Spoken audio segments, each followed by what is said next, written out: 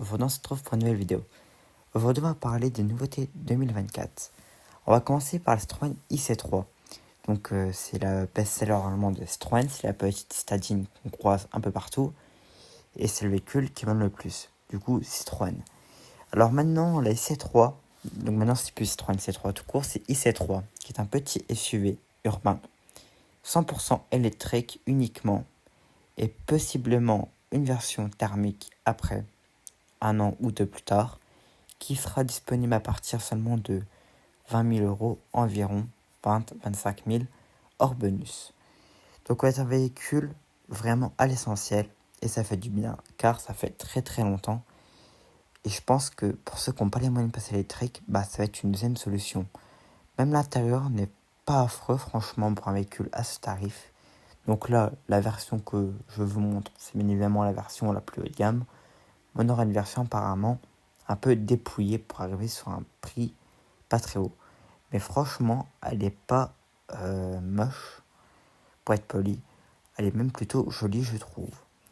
Ensuite, on va rester chez le groupe PSA, enfin Stellantis, avec le Peugeot i3008.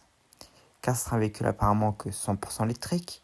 Donc maintenant, le Peugeot 3008, c'est un SUV coupé et plus SUV classique. Pour avoir un SUV classique, on va passer sur le 5008. Donc après, bon, ça c'est une histoire de goût. Moi, perso, je préfère l'ancien 3008 avec le bon coffre et tout. Donc c'est un véhicule que moi, au début, quand je l'ai vu comme beaucoup, je l'ai trouvé affreux. Et maintenant, je l'adore. C'est mon véhicule préféré actuellement. Donc on est sur quand même un gros SUV avec un intérieur de très bonne qualité, comme on peut voir juste après. Mais il est très très joli, je trouve. Bon, le coffre est un peu massif, je trouve, mais on va être sur une autonomie apparemment de 700 km annoncée. À voir ce que ça donne en vrai.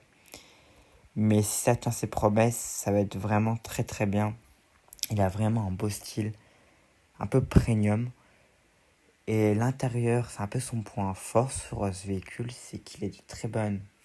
Enfin, il fait très nouveau. Mieux que Mercedes, alors que c'est quand même les roues de l'intérieur Mercedes. On a un style un peu planche Mercedes, mais flottante. Mais c'est vraiment un véhicule qui est plutôt joli. Dommage qu'il est proposé qu'en électrique, à voir si après, avec le temps, il va être disponible au moins en hybride, j'espère, et en thermique, quoi. Au moins en essence, en diesel, on sait que c'est mort. Ensuite, passons chez Renault, le groupe Renault.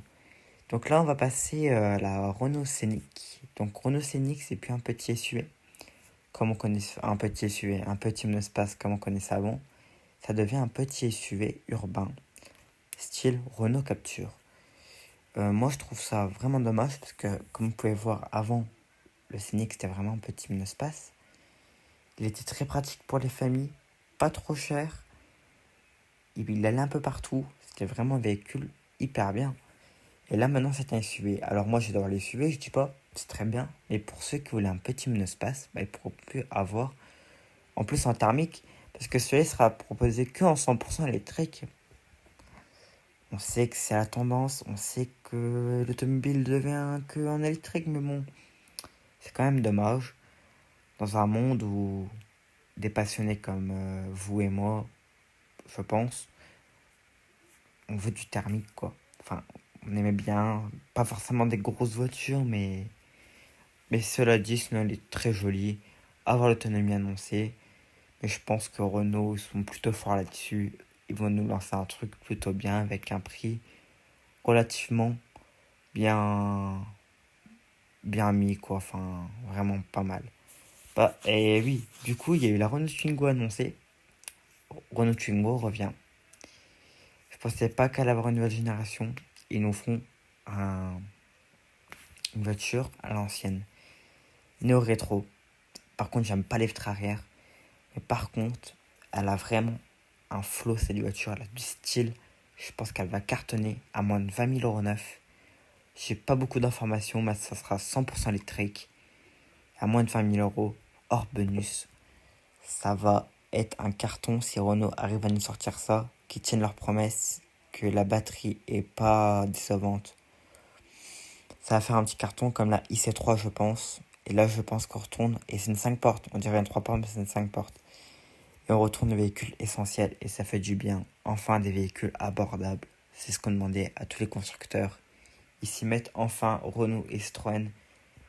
On attend Peugeot qui fasse pareil. Un petit IC3 version Peugeot, un petit 1008. C'est beau de rêver, je pense. Et Renault, on va rester sur du Renault. Renault 5, c'est une nouveauté qu'on attend. Je vais pas vous la présenter, on la connaît. Véhicule 100% électrique, qui est très joli. On la connaît, ça fait plus d'1 an qu'ils nous en parlent, Renault. C'est toujours pas sorti. Ça devait être en 2024, enfin ça devait être en 2023, c'est passé en 2024. J'espère qu'on va l'avoir bientôt. C'est vraiment une nouveauté qu'on attend. Avec la Renault 4, mais ça, j'ai pas trop d'informations, mais ça me paraît vachement vague. J'espère qu'on l'aura aussi, hein, ça peut être toujours sympa à voir. Terminons par le Volkswagen Tiguan, l'un des best-sellers de Volkswagen. Il sera proposé au tarif de 49 000 euros, donc c'est un petit restylage, un gros restylage même. Avant, il est à 46 000, mais plus d'équipement. Ce sera un véhicule qui sera disponible en essence diesel, pas 100% électrique, mais hybride. Les proportions sont quasiment les mêmes. Toujours un gros coffre. Il a vraiment un look que j'apprécie beaucoup. Et c'est Volkswagen, c'est plutôt de la bonne qualité. À voir en vrai pareil. Mais je pense que on va être sur un bon véhicule. Si cela vous a plu, je vous invite à vous abonner. On se retrouve dans pas très longtemps. Finissons quand même par le Tiguan. Avec l'intérieur que je trouve splendide. Avec le gros écran. C'est stylé. Style Tesla. Tout le monde fait pareil maintenant. On peut rien dire. Bon, Tesla, j'ai un avis. J'en ai pas parlé parce que franchement, c'est un véhicule qui me tape sur le système. Tout le monde en parle. Ça commence à me. Bon, j'ai rien à dire. Bon, allez, passez des bonnes fêtes. On se retrouve très bientôt. Salut tout le monde.